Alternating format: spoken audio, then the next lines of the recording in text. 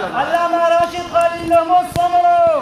زندہ ہے جمعیت، زندہ ہے جمعیت، مفتی کی جمعیت، مدنی کی جمعیت، لاہوری کی جمعیت، فضل الرحمان کی جمعیت، سمرو کی جمعیت، زندہ ہے جمعیت.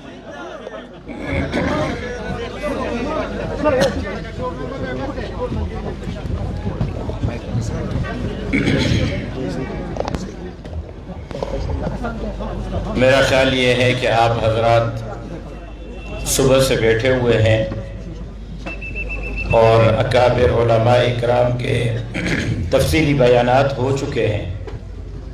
میری خواہش ہوگی کہ حاضری میری لگ چکی ہے، ہم دعا کر کے پروگرام کو ختم کر لیں تو زیادہ مناسب ہوگا. یہ نہیں جو ہے نا، آپ کی اس میں بھی کوئی نہ کوئی بات چھپی ہوئی ہے. مجھے پتا ہے کہ آپ تھکے ہوئے ہیں، مقصد آپ کی زیارت کرنا تھا وہ ہو چکی ہے. میرا خیال یہ ہے کہ ہم دعا کر لیں تو اچھا ہے. آپ کے لیے آئے ہیں، میں بھی آپ کے لیے آیا ہوں. جزاک اللہ. الحمدللہ الحمدللہ رب العالمین،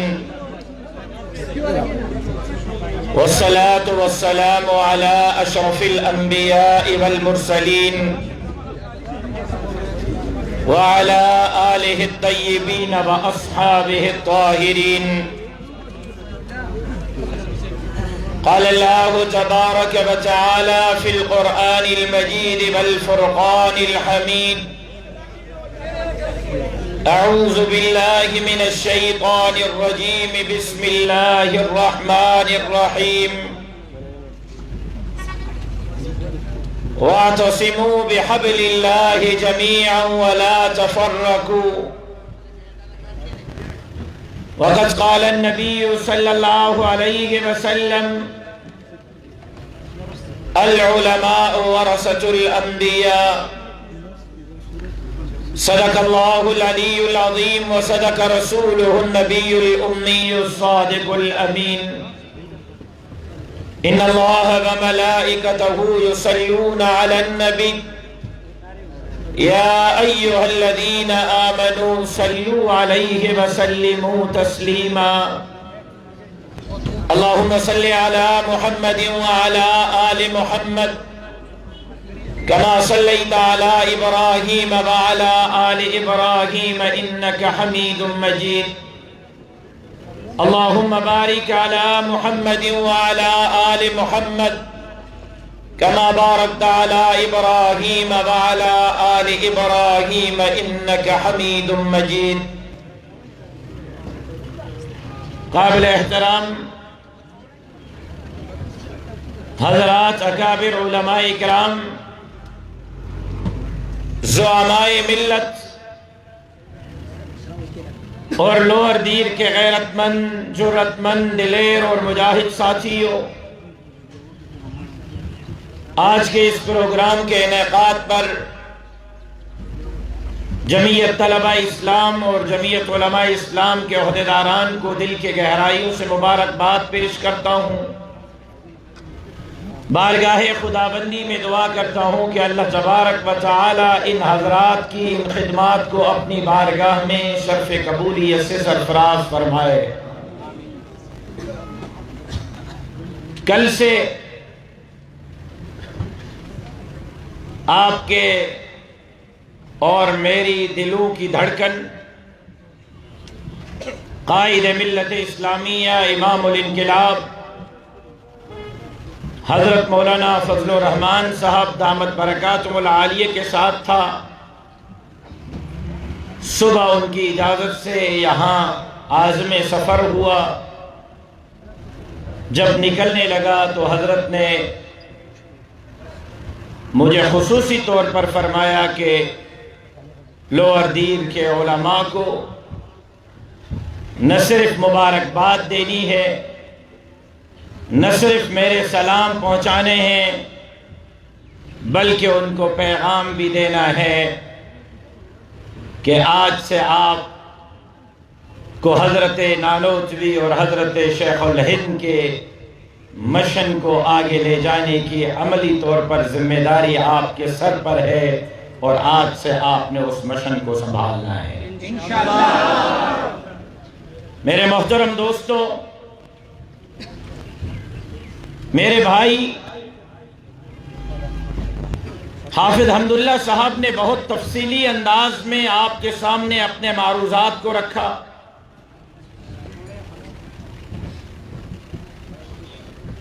میں مختصر وقت میں اشارے کرتے ہوئے اپنی گفتگو کو تتمہ کی طرف لے جانے کی کوشش کروں گا۔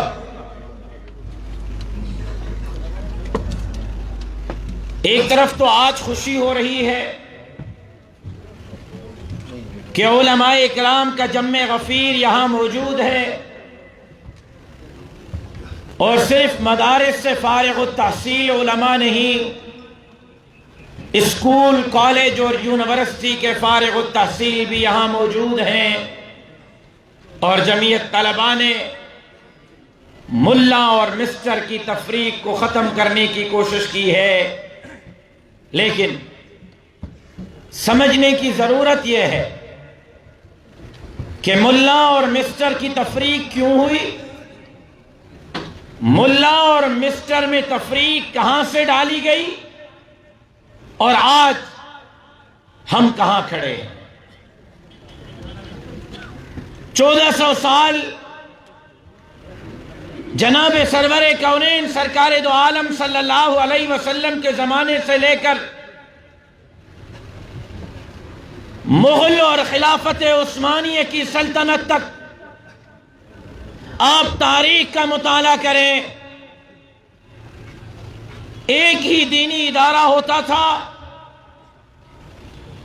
جہاں سے عالم بھی پیدا ہوتا تھا، حافظ بھی پیدا ہوتا تھا، مبلغ اور مصنف اور مقرر بھی پیدا ہوتا تھا، وہیں سے ڈاکٹر اور انجینئر، گورنر اور سربراہ مملکت بھی پیدا ہوا کرتا تھا۔ لیکن یہ ملا اور مسٹر میں تفریق ایک منصوبے کے تحت کی گئی تاکہ معاشرے سے مولوی کے کردار کو کم کیا جائے، معاشرے میں مولوی کو کمی بنا دیا جائے۔ اور کچھ وقت ایسا لگا کوئی ایسے ادوار ہمارے سامنے گزرے کہ واقعی یہاں مولوی کو گالی بنا دیا گیا، مولوی کو عیب کی نگاہ سے دیکھا جانے لگا۔ لیکن پھر تاریخ نے پلٹا کھایا، اور حضرت نانوتوی رحمت اللہ علیہ نے، حضرت شیخ الہند نے جس نہج پہ کام کیا، آج ہمیں اپنے آپ کا امتحان لینا ہے، اپنا سر اپنی گردن میں ڈال کر چھانکنا ہے، اپنی گریبان میں دیکھنا ہے کہ کیا ہم آج واقعی حضرت نانوتوی کے حقیقی جانشین ہیں، کیا ہم واقعی حضرت شیخ الہند کے جانشین ہیں۔ کیا حضرت نانوتوی کا فلسفہ یہ تھا کہ مسجد بنے گی، مدرسہ بنے گا، 8 سال اور 12 سال اور 13 سال مولوی پڑھ کر آئے گا اور مسجد کے حجرے تک محدود ہو جائے گا؟ کیا حضرت نانوتوی کا فلسفہ یہ تھا کہ فارغ التحصیل بننے کے بعد ہم نے تبلیغ میں، تقریر میں، تصنیف میں، تحریر میں تو اپنا کردار ادا کرنا ہے، لیکن قوم کی رہنمائی کے لیے ہم نے میدان وڈیروں، خانوں، نوابوں اور سرداروں کے حوالے کرنا ہے؟ آج ہمارے معاشرے میں کیا ہے؟ آج یہاں کیا ہو رہا ہے؟ حضرت نانوتوی نے تو فرمایا تھا کہ دارالعلوم دیوبند کی اینٹ شہید بچ جائے تب بھی مجھے پرواہ نہیں ہوگی، لیکن دارالعلوم سے ایسے بندے پیدا ہوں گے جو میدان میں جا کر ظالم اور جابر کے ساتھ ٹکرائیں گے، اعلاء کلمت اللہ کے لیے اپنا کردار ادا کریں گے، اور اللہ کی دھرتی پر اللہ کے نظام کے لیے اپنے صلاحیتیں صرف کریں گے۔ آج حضرات علماء اکرام، میں خاص طور پر علماء سے مخاطب ہوں۔ میں نے کہا میں لمبی چوڑی گفتگو نہیں کروں گا، جلدی آپ سے اجازت چاہوں گا، لیکن توجہ سے میری گفتگو کو سنیں۔ حضرات علماء اکرام، آج آپ حضرات کے سامنے ملک کے حالات ہیں، عالمی حالات ہیں۔ آج آپ کے سامنے عالم کفر کی ریشہ دوانیاں ہیں۔ آج عالم اسلام میں مسلمانوں کو چن چن کر مارا جا رہا ہے۔ آج اسلام کا نام لینا جرم ہے، آج کلمے کے لیے محنت کرنا جرم ہے، آج مدرسے کا بنیاد رکھنا جرم ہے، آج مسجد کی بنیاد رکھنا جرم ہے۔ اس مسجد اور مدرسے کے ممبر اور محراب سے خان، نواب اور سردار کے خلاف آواز بلند کرنا جرم ہے۔ کیوں؟ کیا یہ ملک اس نعرے پر بنایا گیا تھا کہ جہاں مندر کو تو آزادی ہوگی؟ ایک سال میں خان صاحب کے دور حکومت میں، صرف ایک سال میں اسلام آباد کے مندروں کی تعمیر اور تزئین اور آرائش کے لیے 28 کروڑ روپے خرچ کیے گئے، ایک سال میں۔ آج کرتارپورہ کا بارڈر کھلا ہوا ہے، آج قادیانی دندناتے پھر رہے ہیں، آج کرسمس کے موقع پر چرچوں کی سیکیورٹی آرمی اور رینجرز اور پولیس کر رہی ہے۔ ہمیں اعتراض نہیں، اقلیتوں کی جان مال، عزت اور آبرو کی چوکیداری مسلمان کے ذمہ ہے۔ اقلیتوں کے جان مال، عزت اور آبرو کی حفاظت ہونی چاہیے، لیکن آج اس اسلامی جمہوریہ پاکستان میں جس ملک کو کلمے کے نعرے پر حاصل کیا گیا، جس ملک کو اسلام کے نعرے پر حاصل کیا گیا، جس کے لیے نعرہ لگایا گیا کہ پاکستان کا مطلب کیا، لا الہ الا اللہ، آج اس ملک کے اندر محفوظ نہیں تو ختم نبوت کا قانون محفوظ نہیں۔ آج اس ملک میں محفوظ نہیں تو صحابہ کی عزت اور ناموس محفوظ نہیں۔ آج اس ملک میں محفوظ نہیں تو مسجد محفوظ نہیں۔ ایک رات میں آپ نے خبریں دیکھی ہوں گی، سوشل میڈیا کا زمانہ ہے، ایک رات میں باب الاسلام سندھ کے بڑے شہر سکھر میں 19 مساجد کو ایک رات میں بلڈوزر لگا کر شہید کر دیا گیا۔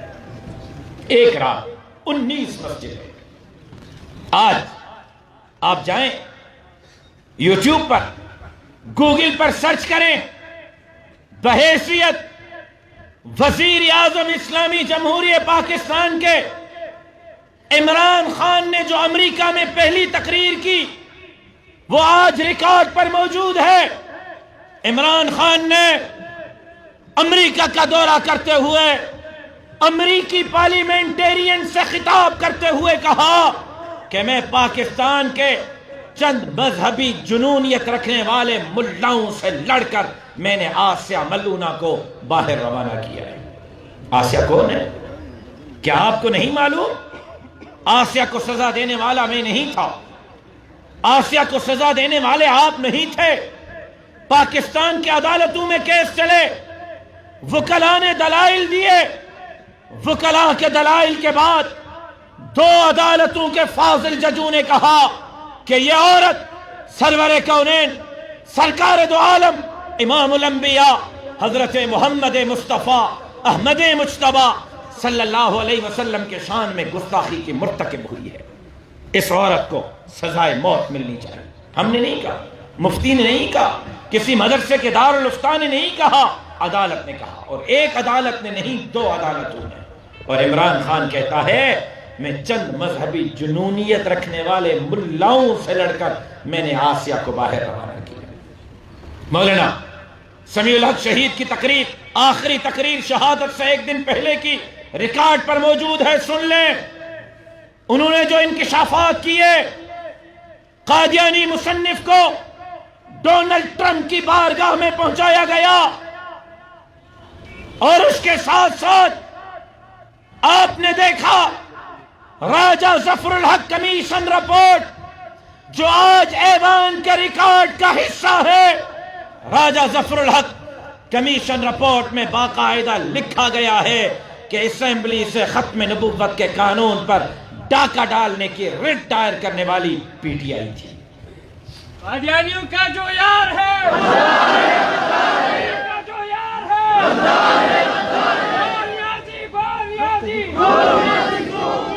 ایک دقیقی دنیا جی، تکبیر، راشد صاحب قدم بڑھاؤ، راشد صاحب قدم بڑھاؤ،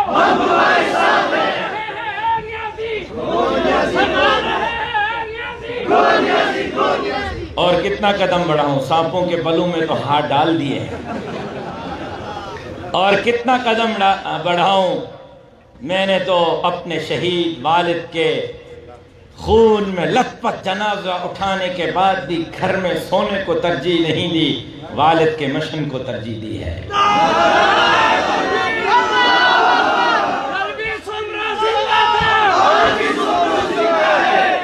اور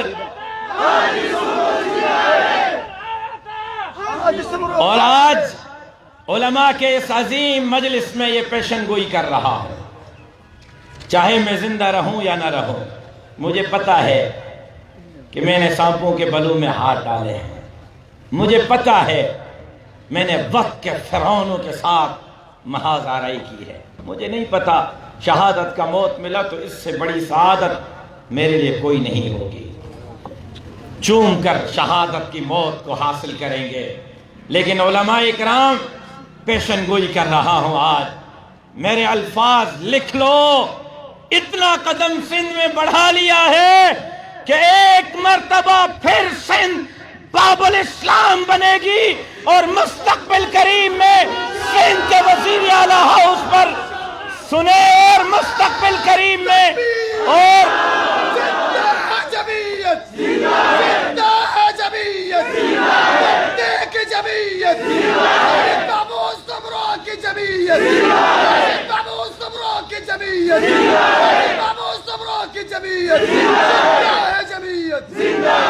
اور یہ بھی پیشن گوئی کر رہا ہوں کہ انشاءاللہ مستقبل قریب میں جمعیت علماء اسلام کا جھنڈا سندھ کے وزیر اعلیٰ ہاؤس پر ضرور ضرور لگا. انشاءاللہ آپ کی دعائیں ساتھ رہی. اب کوئی مائی کا لال جمعیت کا راستہ نہیں روک سکتا. لہذا ہم نے قدم بڑھا دیا ہے، اب علماء اکرام آپ کے قدم بڑھانے کی دیر ہے. اور ایک بات کہوں، ناراض مت ہوئیے گا، دل کا ایک درد ہے آپ کے سامنے رکھو. 6-7 سال کا تجربہ، 6-7 سال کی ٹھوکریں ایک نتیجے پر پہنچا کہ ہمارے راستے میں رکاوٹ اب کوئی خان نہیں، اب کوئی نواب نہیں، اب کوئی سردار نہیں. ہمارے راستے میں رکاوٹ ہم خود ہیں. ہم مولوی سیدھے ہو جائیں نا، معاملہ سیدھا ہو جائے گا. سچ کہہ رہا ہوں، ناراض مت ہوئیے گا. ہم خود ہیں. مدرسے کے نام پر رک جاتے ہیں، مسجد کے مصلحت پر رک جاتے ہیں. آج فاٹف کا بل جس کا حافظ حمداللہ نے ذکر کیا، 28 شرائط فاٹف نے پاکستان کو لکھ کے دی ہیں. اور علماء اکرام، جب سے عمران خان آیا ہے 2 طرح کی قانون سازی اسمبلی میں ہوئی ہے. ایک قانون سازی جنرل باجوہ کے ایکسٹینشن کی ہوئی ہے، دوسری قانون سازی فاٹف کی ہوئی ہے. اس کے علاوہ کوئی قانون سازی نہیں ہوئی. فاٹف کے 28 شرائط میں جو امریکہ نے، اقوام متحدہ نے، فاٹف نے پاکستان کو لکھ کے دی ہے کہ یہ 28 شرائط آپ نے ہمیں پورے کر کے دینے ہیں. ان 28 شرائط میں ایک شرط یہ ہے کہ پاکستان میں مدرسہ نہیں رہے گا. مدرسے کے تشخص کو تبدیل کر کے مدرسے کو اسکول ریفارم میں تبدیل کیا جائے گا، اور مدرسہ نہیں ہوگا، مدرسہ اسکول کہلائے گا. آج اس پر کام ہو رہا. آج جس مدرسے کی وجہ سے آپ رک جاتے ہیں، جس مسجد کی وجہ کل یہ مدرسہ ہی نہ رہا تو پھر کیا کرو گے؟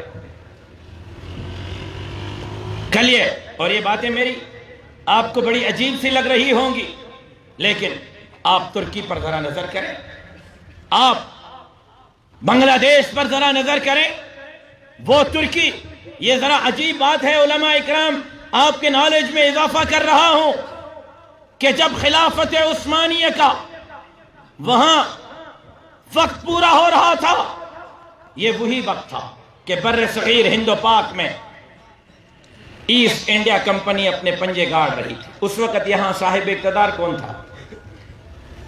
بھائی جب انگریز یہاں آیا، بر صغیر میں صاحب اقتدار کون تھا؟ ہندو تھے یا مسلمان؟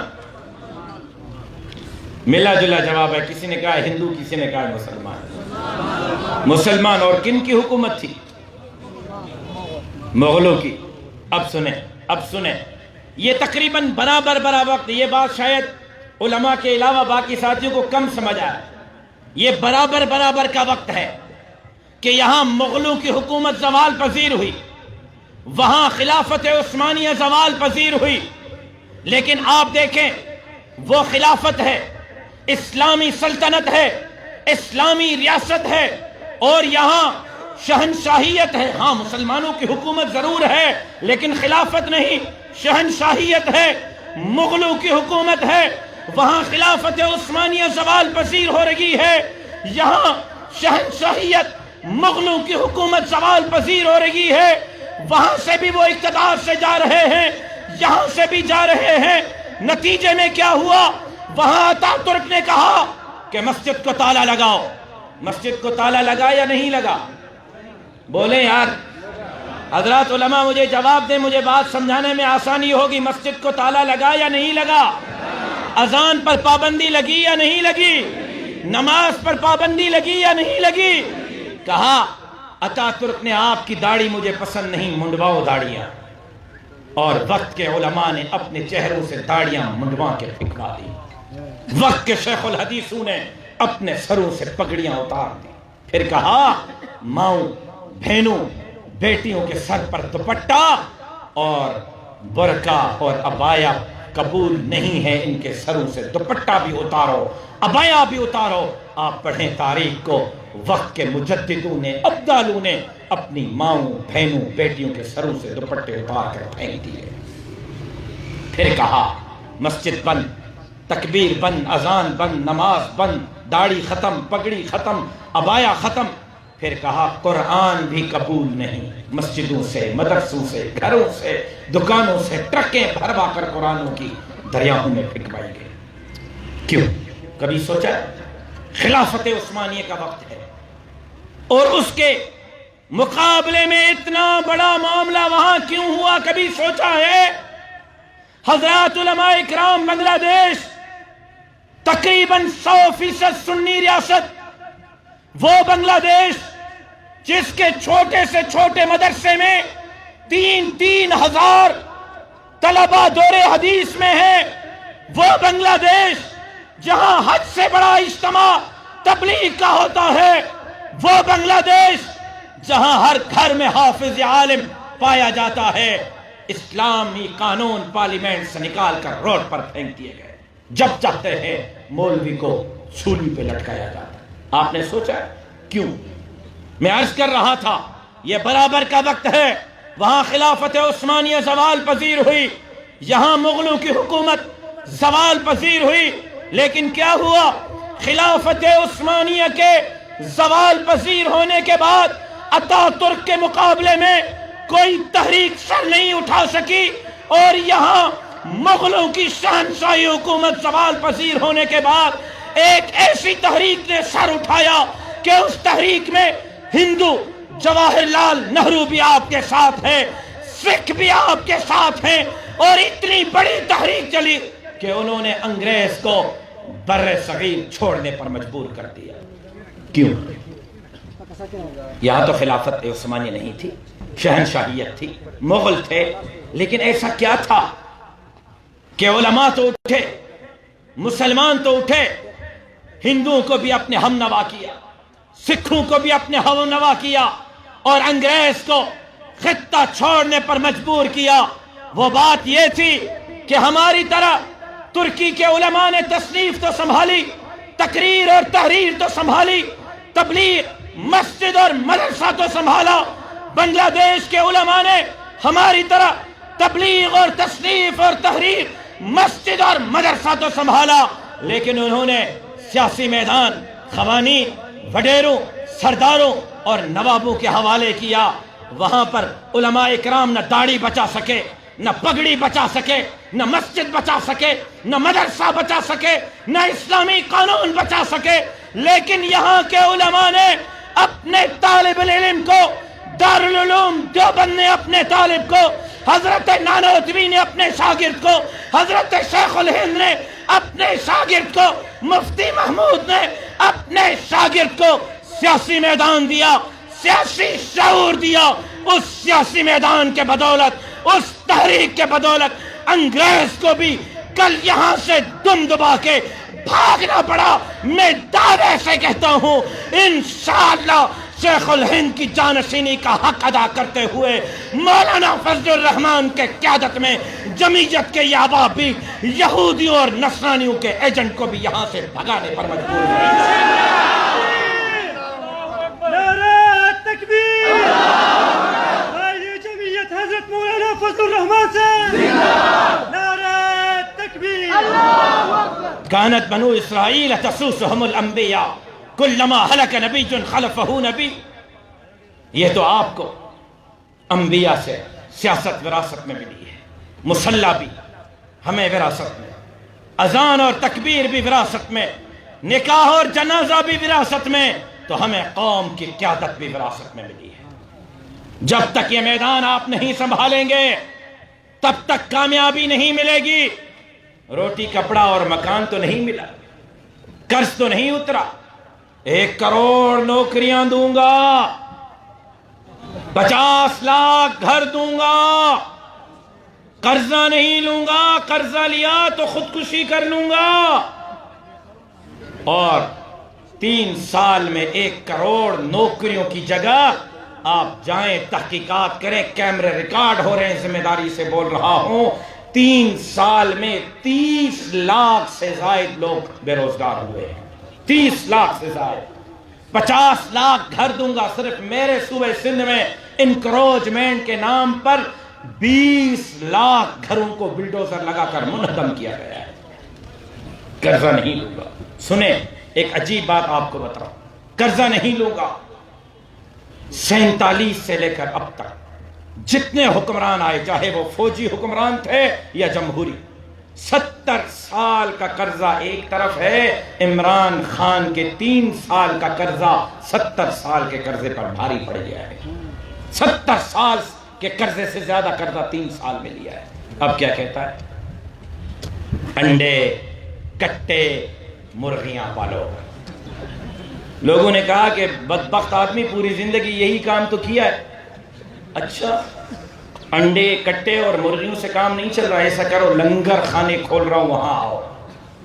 تو وہ عبداللہ شاہ غازی کراچی کے مزار پر بیٹھنے والا ناراض ہو گیا۔ تو لوگوں نے پوچھا آپ کیوں ناراض ہیں؟ اس نے کہا بھائی اگر لنگر پر حکومت ملنی ہے تو عمران خان تو اب شروع کر رہا ہے، میں نے ساری زندگی لنگر بانٹا ہے، پھر وزیر اعظم مجھے بناؤ۔ اچھا ایسے کرو، بڑا اچھا کام قوم کو بتا رہا ہوں، اس سے بہترین کام کوئی نہیں۔ بتاؤ، انڈوں سے کام نہیں چلانا، کٹو سے، مرغیوں سے، لنگر سے۔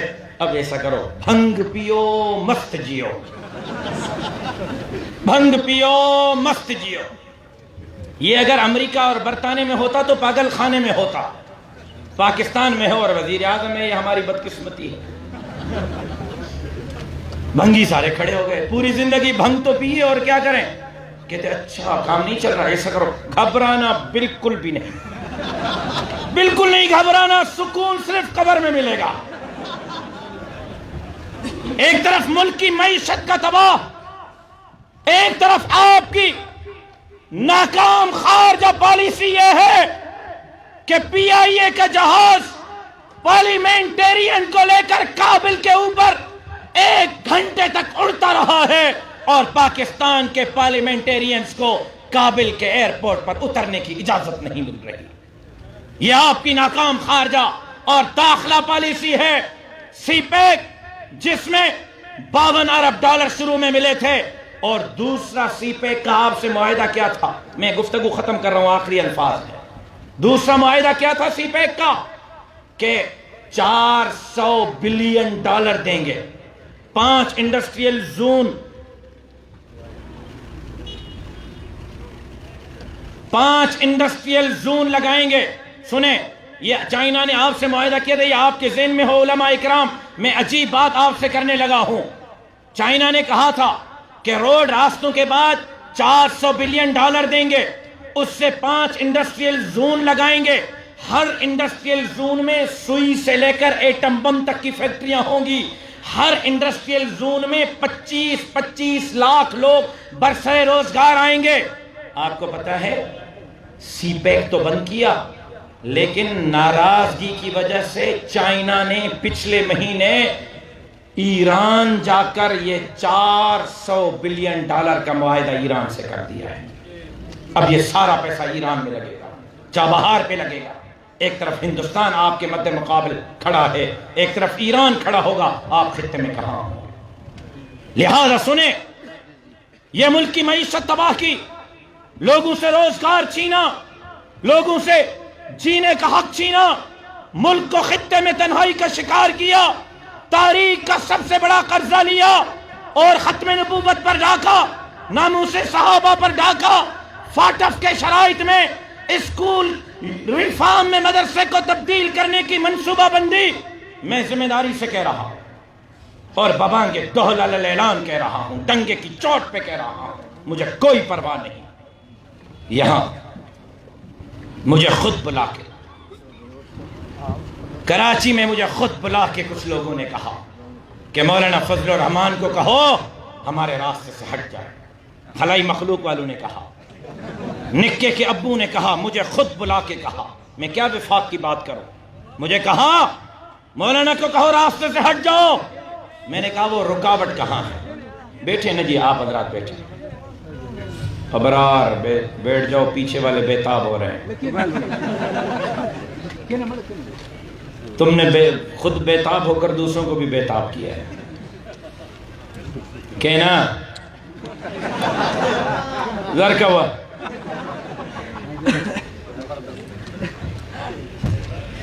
سنیں،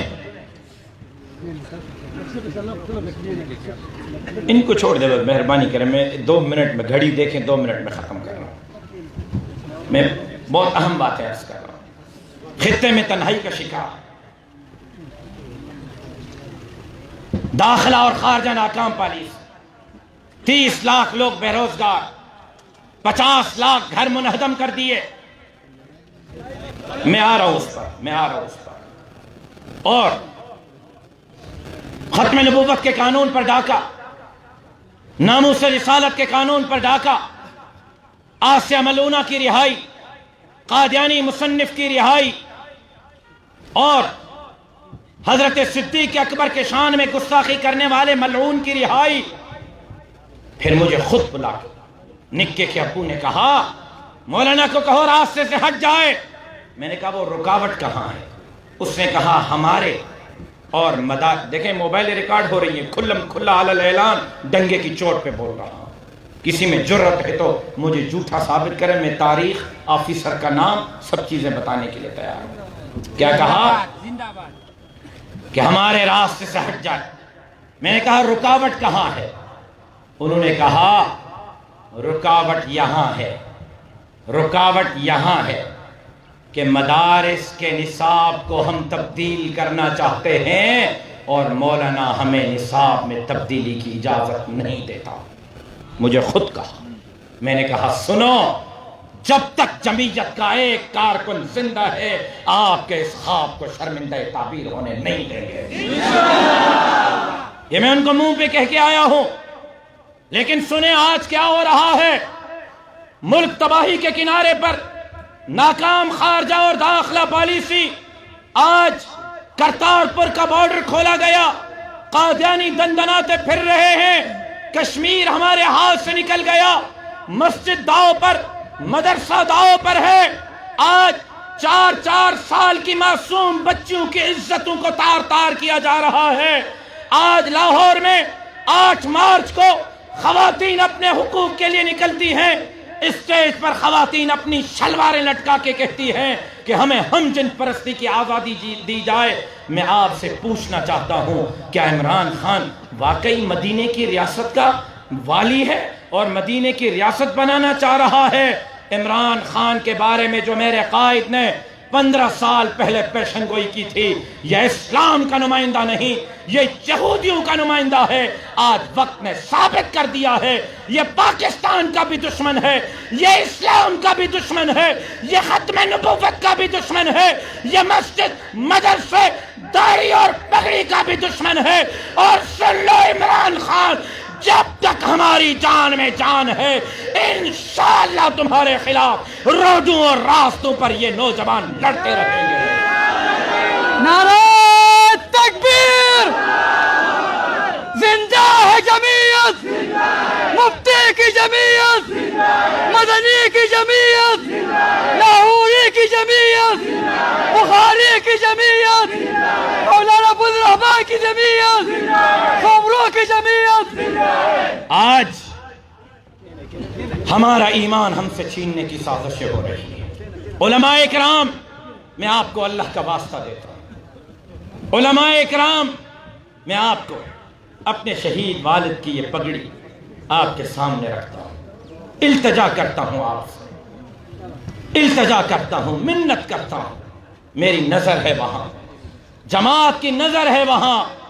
ایسا نہ ہو ہم خواب غفلت میں رہیں اور ترکی اور بنگلہ دیش کی طرح پانی سر سے گزر جائے، نہ داڑھی میسر ہو، نہ پگڑی میسر ہو، نہ کلمہ میسر ہو، نہ ماں بہن بیٹی کے سر پر دوپٹہ میسر ہو۔ خدا کے لیے بیدار ہو جائیں، خدا کے لیے میدان میں اپنا کردار ادا کریں۔ اور جب آج ہم میدان میں لڑ رہے ہیں تو کہتے ہیں مولانا فضل الرحمان تو زرداری کی جنگ لڑ رہا ہے، مولانا تو نواز شریف کی جنگ لڑ رہا ہے۔ ہمارے اچھے بھلے ساتھی یہاں آپ کے آس پاس کے لوگ کہتے ہیں کہ مولانا تو جماعت پر قابض بن کر بیٹھا ہے۔ تمہاری پوزیشن تو یہ تھی کہ تمہیں ہم نے پیپلز پارٹی کی شاگرد تنظیم سے اٹھا کے صوبے کا صدر بنا دیا۔ تمہاری تو پوزیشن یہ تھی کہ تم گھر میں اپنی یونین کونسل کی چیئرمین شپ نہیں جیت رہے تھے، ہم نے تمہیں سینیٹر بنایا۔ تمہاری پوزیشن یہ ہے کہ تم اپنے حلقے سے ایم پی اور ایم این اے نہیں بن سکتے۔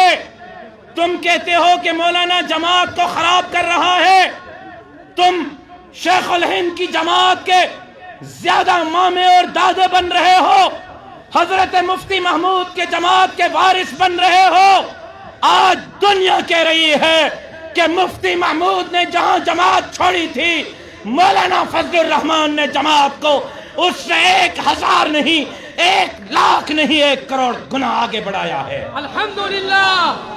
ہم کل بھی اور سنیں ان بھگوڑوں کو بتانا چاہتا ہوں، بھگوڑوں، کتنے دن تم اسرائیل کے پیسوں پہ چلو گے؟ کتنے دن تم اسرائیل کے پیسوں پہ چلو گے؟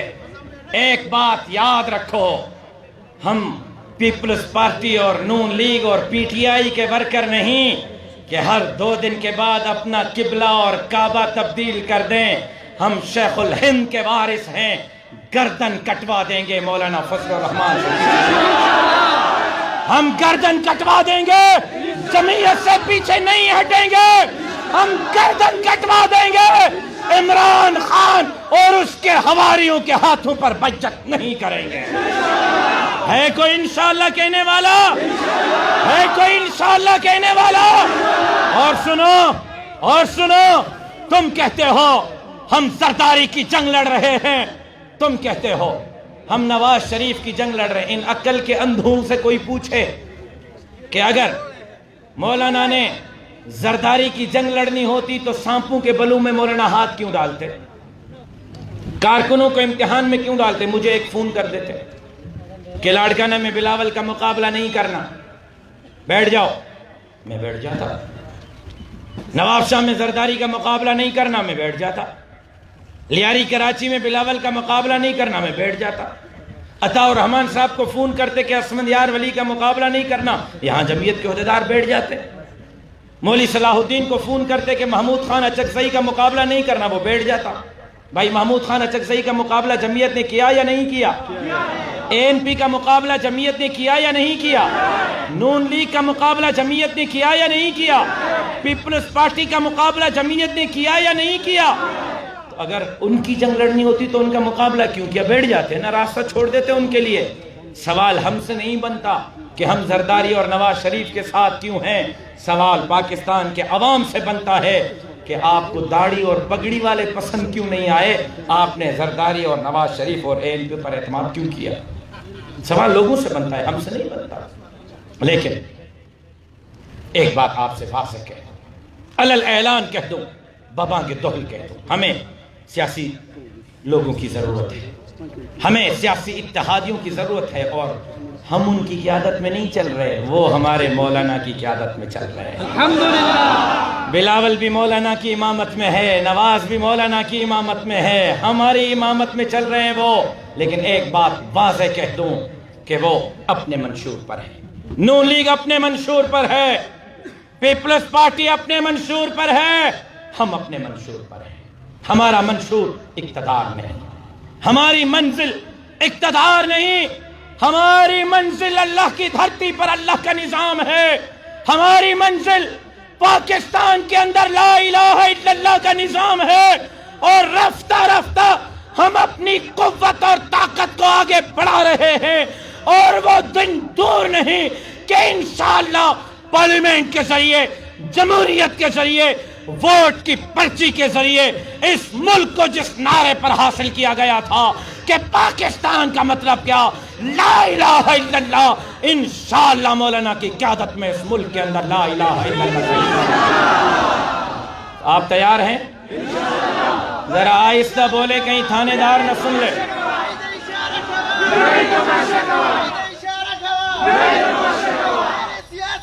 قائد اشارہ کڑے دے، قائد اشارہ کڑے دے، دا تماشا ٹائم دے، دا تماشا ٹائم دے۔ کیا آپ قائد کے حکم پر لبیک کہنے کے لیے تیار ہیں؟ یہ مت سمجھو کہ ہم پیچھے ہٹے ہیں۔ آزادی مارچ PDM کے پلیٹ فارم پر کیا تھا یا اکیلے؟ بولو یار۔ 15 ملین مارچ PDM کے پلیٹ فارم پر کیے تھے یا اکیلے؟ پیپلز پارٹی آج فیصلہ کرنے جا رہی ہے، اچھی بات ہے، ANP کی طرح وہ بھی فیصلہ کر لے، میرے تو پاؤں میں زنجیر ہیں کافی مہینوں سے، اچھی بات ہے وہ فیصلہ کریں۔ سنیں، اگر ایک جماعت جاتی ہے پھر بھی ہم چلیں گے، 2 جماعتیں نکلتی ہیں پھر بھی تحریک جاری رہے گی، 10 جماعتوں میں 9 جماعتیں چھوڑ جاتی ہیں، اکیلے بچتے ہیں، پھر بھی اس وقت تک یہ تحریک جاری رہے گی جب تک عمران خان کے اقتدار کا جنازہ نہیں پڑھتے۔ تو تیار ہیں؟ عید کے بعد ایک نیا محاذ شروع ہونے والا ہے، تیار ہیں؟ عید کے بعد اسلام آباد فائنل راؤنڈ کے لیے جانا ہے، تیار ہیں؟ عید کے بعد عمران خان کو گلے سے گھسیٹ کر باہر نکالنے کا ٹائم ہوا چاہتا ہے، تیار ہیں؟ کون کون تیار ہے؟ ذرا کھڑے ہو کر وعدہ کریں، جو تیار ہیں کھڑے ہو کر وعدہ کریں۔ ڈر تو نہیں جاؤ گے؟ دب تو نہیں جاؤ گے؟ پیچھے تو نہیں ہٹو گے؟ بیوی کی محبت میں گھر تو نہیں رک جاؤ گے؟ پکی بات ہے؟ خون کے آخری قطرے تک لڑو گے؟ اسلام کے لیے لڑو گے؟ پاکستان کے لیے لڑو گے؟ ختم نبوت کے لیے لڑو گے؟ ناموس صحابہ کے لیے لڑو گے؟ مسجد اور مدرسے کے لیے لڑو گے؟ داڑھی اور پگڑی کے لیے لڑو گے؟ اللہ کی دھرتی پر اللہ کے نظام کے لیے لڑو گے؟ نبی کی عزت و حرمت پہ مرنا عین ایمان ہے، نبی کی عزت و حرمت پہ مرنا عین ایمان ہے، سر مقتل بھی ان کا ذکر کرنا عین ایمان ہے۔ ڈراتا ہے مجھے کیا دار و رسن سے ارے ناداں، نبی کے عشق میں سولی پہ چڑھنا عین ایمان ہے۔ زندگی باقی، ملاقات باقی۔ آپ دوستوں کا بہت بہت شکریہ۔ وما علینا الا البلاغ۔